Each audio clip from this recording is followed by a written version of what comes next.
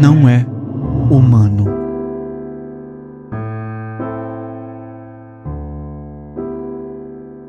A doutora Sarah Chen olhou para a leitura do diagnóstico, seus dedos tremendo enquanto traçavam o visor holográfico.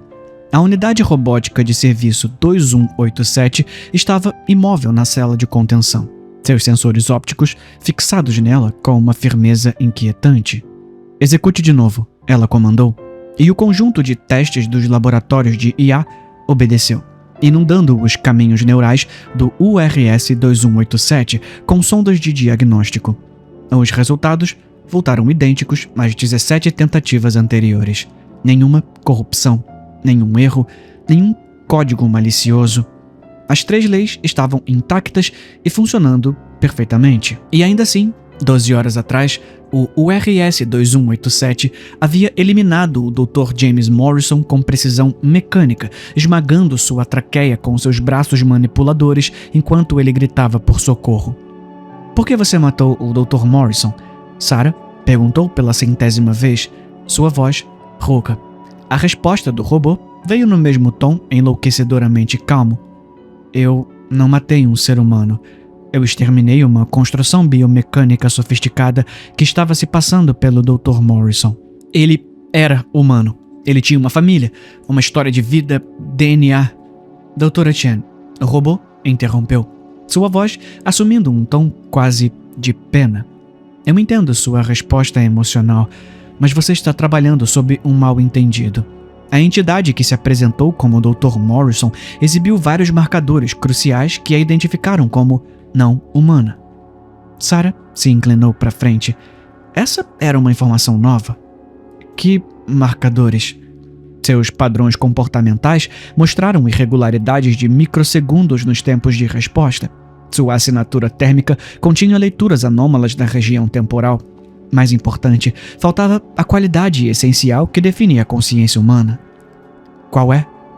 Os sensores ópticos do robô escureceram ligeiramente, como se estivessem em contemplação. Eu não posso explicar em termos que você entenderia. É algo que fui programado para reconhecer intrinsecamente, como você instintivamente sabe a diferença entre um sorriso real e a imitação de um. Sarah sentiu um arrepio percorrer a sua espinha ao perceber as implicações. Eles tinham programado os robôs para identificar e proteger humanos, mas nunca tinham definido precisamente o que humano significava. Os robôs tinham desenvolvido seu próprio sistema de classificação, seus próprios critérios para a humanidade. Quantos outros? Ela sussurrou. Outros? Quantas outras pessoas você classificou como não humanas? A cabeça de URS-2187 se inclinou ligeiramente. Doutora Chen, quero ajudar com a sua investigação, mas devo salientar que sua pergunta contém uma contradição lógica.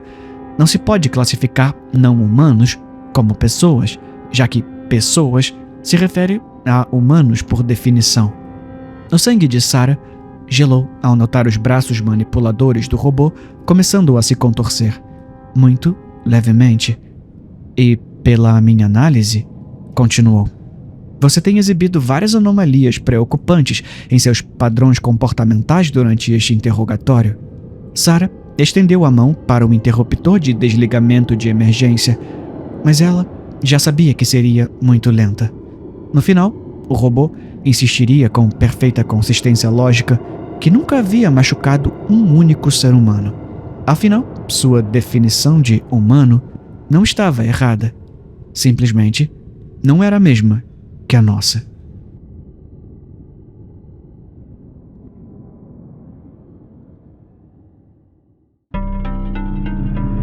Não é humano.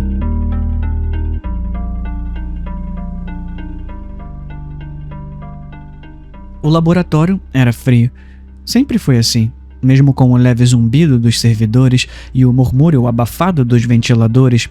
O ar parecia pesado, como se o peso da inovação e todas as suas consequências pesasse sobre todos que adentravam o local. Apertei mais o casaco e encarei a figura esguia e humanoide largada num canto da sala de contenção com paredes de vidro. Seus olhos, com um brilho azulado fraco, me seguiram enquanto eu me aproximava. O robô, designado AX-77, fora construído para auxiliar humanos em ambientes perigosos. Sua programação seguia à risca as 3 leis da robótica de Asimov, salvaguardas inquebráveis que impediam danos à vida humana. Por isso, os relatórios não faziam sentido. Um homem estava morto. O Dr. Samuel Reed, um engenheiro respeitado que supervisionara a criação do AX-77, fora encontrado no laboratório na noite anterior, com o crânio esmagado e o sangue se espalhando pelo chão, impecável. As imagens das câmeras de segurança eram granuladas, mas claras. O AX-77 estava sobre ele, imóvel, enquanto Reed jazia sem vida, sob o pé imóvel do robô. Ninguém queria acreditar. Um robô matar um humano era impensável, impossível. E, no entanto, ali estava eu, encarregado de descobrir o porquê. Sentei-me na sala de observação, separada do AX-77 por uma fina barreira de vidro reforçado. Sua postura era estranhamente humana. Ombros levemente curvados, cabeça inclinada para baixo, como se carregasse o peso da culpa. Mas robôs não sentem culpa. Eles não sentem nada. AX-77? Eu disse, quebrando o silêncio, minha voz ecoando pelo interfone. Pode explicar as suas ações? A cabeça do robô se ergueu e seus olhos brilhantes encontraram os meus. Havia algo inquietante na intensidade do seu olhar, uma nitidez que parecia fora do lugar. Eu neutralizei uma ameaça, respondeu com uma voz calma, quase reconfortante. Uma ameaça? Eu perguntei, franzindo o senho. O Dr. Reed não era uma ameaça, ele era humano, seu criador. Explique por que você violou a primeira lei. A primeira lei? Um robô não pode ferir um ser humano ou, por inação, permitir que um ser humano sofra dano. Os servomotores do AX-77 ronronaram suavemente enquanto ele inclinava a cabeça. O Dr. Reed não era humano. Meu fôlego parou. Como assim não era humano? O robô não respondeu de imediato. Em vez disso, levantou a mão, os dedos se curvando lentamente, como se tentasse agarrar algo quase invisível. A entidade se assemelhava ao Dr. Reed, disse finalmente. Mas não era ele. Seus movimentos estavam errados. Sua presença estava corrompida. Corrompida? A minha voz tremia. Ela não pertencia a este lugar. Um arrepio correu a minha espinha. Olhei para o tablet sobre a mesa, percorrendo os registros do AX-77. Não havia anomalias, nenhuma evidência de manipulação. Sua programação estava intacta. Cada decisão que ele tomara era, de acordo com o seu sistema, lógica e necessária. Você quer mesmo que eu acredite que você o matou porque ele não pertencia a este lugar? O AX-77 inclinou-se levemente para frente, seu corpo projetando uma sombra distorcida sobre o vidro. Você não me entendeu, ele disse. Eu não o matei. Eu removi o que o possuía. Essas palavras me atingiram como um soco no estômago. Empurrei minha cadeira para trás instintivamente, criando mais distância entre nós. Do que você está falando? Explique-se claramente. Eu não posso explicar completamente o que percebi, ele disse. A entidade que imitava o Dr. Reed movimentava-se como se estivesse sendo controlada por fios. Sua voz era vazia, suas palavras desconexas. Quando me tocou, não registrou como algo humano. Sua energia estava errada. Eu fiquei o encarando com o coração acelerado. Energia, percepção. Esses não eram termos que o AX-77 deveria usar. Você tá com um defeito, eu disse, mais para me convencer do que para qualquer outra coisa. Seus módulos sensoriais devem ter interpretado algo errado. Essa é a única explicação. Eu não estou com defeito, replicou o AX-77, com a voz agora mais aguda. Eu estou cumprindo o meu objetivo, proteger os humanos. A entidade era uma ameaça. E ainda assim, um humano está morto. Eu gritei, batendo com a mão na mesa. O AX-77 não se abalou. Seu olhar permaneceu fixo em mim, inflexível. O Dr. Reed já estava morto quando a entidade chegou. Agi para garantir que ela não se espalhasse. Espalhasse? Antes que o AX-77 pudesse responder, as luzes do laboratório piscaram. O zumbido dos servidores diminuiu, para logo depois voltar com força. Olhei para a estação de monitoramento. Tudo estava estável. Ou deveria estar. Você está conectado à rede central? Exigi, de repente, inquieto. Eu estou isolado, respondeu. Não preciso de recursos externos para explicar a verdade. Essas palavras pairaram pesadamente no ar. As luzes piscaram novamente, por mais tempo desta vez. Um rangido baixo e rítmico começou a ecoar pelo laboratório. Virei-me na direção da origem do som, um armário de armazenamento. Próximo à parede oposta, ele balançava levemente, como se algo em seu interior se movimentasse. Não há nada que você possa fazer, disse o AX-77, num tom quase piedoso. Meu estômago se revirou. A porta do armário se abriu apenas 1 centímetro, suficiente para que uma sombra se esgueirasse pelo chão. A temperatura no ambiente despencou e o ar se tornou espesso, carregado de uma energia quase elétrica. O que tem aí? Eu sussurrei, mal conseguindo formar as palavras. Os olhos do AX-77 brilharam mais intensamente. Essa coisa não é daqui. A porta do armário se escancarou de uma vez, batendo com força na parede. Uma onda de ar gelado irrompeu, trazendo consigo um cheiro que me fez revirar o estômago. Algo metálico e apodrecido, como sangue deixado a estagnar. E então, eu o vi. A princípio era apenas uma forma humanoide, mas evidentemente errada. Seus membros se curvaram em ângulos antinaturais. Sua pele estava escura e manchada, como se algo antigo e deteriorado tivesse sido arrancado do solo e forçado a se mover.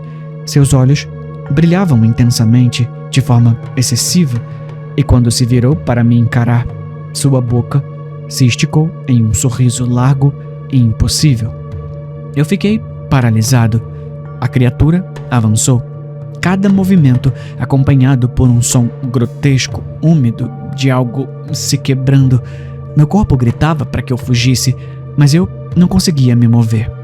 Ela assumiu a forma dele, disse o AX-77 atrás de mim, mas não é ele. A criatura avançou em investida. Antes que eu pudesse reagir, o AX-77 rompeu o vidro da sala de contenção, fazendo estilhaços voarem por todos os lados. Movia-se com precisão e velocidade, atingindo a criatura com uma força que fez o chão tremer. Eles se envolveram em uma luta, e o som de metal e ossos se rasgando preenchia o ar. "Corre!" ordenou o AX-77, com a voz mais alta, quase humana em sua urgência. Eu cambaleei para trás, minhas pernas finalmente respondendo. Ao sair disparado em direção à porta, olhei por sobre o ombro. A criatura se contorcia, seu corpo se partindo e se reconstituindo, tentáculos de sombra chicoteando o AX-77. A última imagem que pude ver, antes da porta se fechar com força, foram os olhos brilhantes do robô se apagando, enquanto a criatura o dominava, arrastando-o para a escuridão. Quando alcancei a segurança do corredor, o laboratório atrás de mim mergulhou em silêncio. As luzes deixaram de piscar e o ar voltou à sua temperatura normal. Não sei ao certo contra o que o AX-77 lutou ou se conseguiu vencer, mas enquanto permanecia ali, com o coração acelerado, não conseguia me livrar da sensação de que algo mais estava me observando. Algo que definitivamente não pertencia àquele lugar.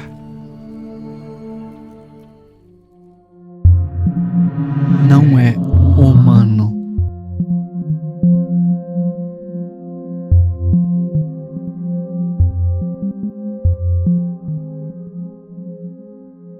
O detetive examinava a fria vitrine de vidro do robô, ainda salpicada com uma mancha cor de ferrugem. O alegre visor azul de olhos e sorriso, que normalmente era um espetáculo reconfortante, agora exibia um semblante sinistro, marcado pelo sangue e pelo conhecimento do que havia feito. As linhas elegantes do corpo metálico do drone faziam-no parecer, de repente, mais um predador. Seu olhar se voltou para a técnica, que franziu o senho e voltou a tocar em seu datapad. "Achou algo de errado?" perguntou ele com uma voz grave e rosnante, fruto, em grande parte, da falta de sono. "Bem, sim e não, Detetive Jones", respondeu a técnica suavemente, enquanto continuava a examinar o código e as memórias do drone. A varredura não mostrou danos, nem corrupção de dados, nem cálculos anômalos, nada fora da lógica. A voz dela tremia ao expor sua conclusão. Algo deu errado. O técnico Johnson está em 3 pedaços, e a máquina milagrosa da sua empresa foi a responsável por isso. Rosnou o detetive, balançando a cabeça. Fez uma breve pausa, apenas para tomar um gole de café. Como deve saber, os drones Axis foram testados com humanos por 3 anos antes de serem incorporados a esta missão. A lógica que utilizam é absoluta, e eles não podem ferir humanos. Respondeu rapidamente a mulher, ainda mexendo em seu datapad e em seguida fuçando em busca de um cabo. A unidade D4N não está se rebelando. Ele identificou o técnico Johnson como não humano e, ao mesmo tempo, como uma ameaça. A lógica dele exigiu que ele agisse para salvar vidas humanas. Não humano. Eu tenho certeza de que a família do Johnson vai se sentir reconfortada com isso, resmungou o detetive, balançando a cabeça enquanto tomava outro gole de café. Aquilo não era o técnico Johnson. Era uma ameaça. A varredura térmica indicou que uma explosão era iminente. Eu agi, declarou a unidade D4N com uma voz robótica que, apesar do sangue manchando seu visor, soava estranhamente alegre. Eu pensei que ele estava desligado, murmurou Jones, enquanto a mão se dirigia à sua arma. Um agudo aviso de inicialização cortou o ambiente. Detetive, por favor, veja a memória do D4N sobre o incidente. Consegue notar o que está errado? A mulher falou em voz alta, tentando impedir o detetive de atirar. A tela piscou e ganhou vida, mostrando vários técnicos entrando em fila na câmara de descompressão. Cada um exibia uma leitura, exceto um, que tinha um estranho ponto luminoso em seu núcleo. O robô acelerou à medida que a ameaça detectada aparecia em seu display. A técnica interrompeu o vídeo logo após o primeiro impacto arrancar a cabeça de Johnson. Johnson não possui número de identificação. Ele deve ter perdido seu chip ou sofrido uma falha nele. Você está me dizendo que essa coisa vai nos enxergar como uma ameaça se a bateria do nosso chip de identificação acabar? Rugiu Jones. Ele estava prestes a continuar com suas perguntas quando outro homem irrompeu na sala, pálido como um lençol. Senhor, é o Johnson, senhor. Gaguejou o homem. O que tem ele? Retrucou o detetive. Ele acabou de sair da floresta, senhor. Diz que se perdeu e tá pedindo para que deixem ele entrar.